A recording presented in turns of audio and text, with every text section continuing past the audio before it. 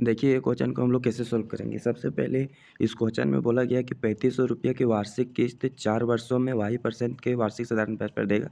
तो टोटल उसको 16,310 रुपया को ऋण चुकाना पड़ेगा और वो हर साल के अंत में देता है। यानी पहला साल 3500 दिया, दूसरा साल 3500 दिया, तीसरा साल 3500 दिया, चौथा साल के भी 3500 दिया। तो 3500 रुपया हम कितना टोटल दे दिए, यानी कि 3500 रुपया टोटल हमको देना पड़ा।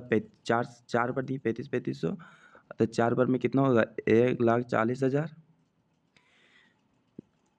यानी 14,000 रुपया हम दे दिए 4 किस्त में, लेकिन देना कितना है, 16,310।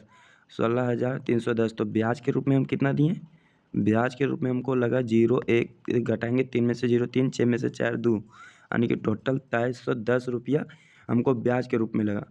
2310 रुपये ब्याज के रूप में लगा, हम लोग लिख लेते हैं 2310 रुपया ब्याज के रूप में लगा। तो हम लोग को क्या चाहिए, सबसे पहले बात कि पहला साल जो है, पहला साल 3500 दिया, फिर 3500 दूसरा साल में दिया, फिर तीसरा साल में 3500 और चौथा बार में 3500।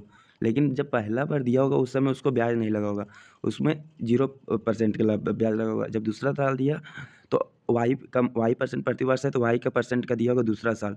तीसरा साल में 1 साल का दिया होगा, तीसरा साल में 2 साल का दिया होगा, यानी y% का 2 साल में दिया होगा, तीसरा साल में 3 साल का दिया होगा ब्याज। यानी कि टोटल ब्याज हम कितना दे दिए, 1 2 3 2 5 और 1 6, 6y के रूप में हम टोटल ब्याज दे दिए। यानी कि ब्याज मेरा 6y हो गया, मतलब कि 3500 का 6y% मेरा ब्याज है और टोटल ब्याज 2310 रुपये है। यानी कि 3500 का 6y% ही मेरा 2310 रुपये के बराबर है। यानी कि 2 जीरो से 2 जीरो काट देंगे।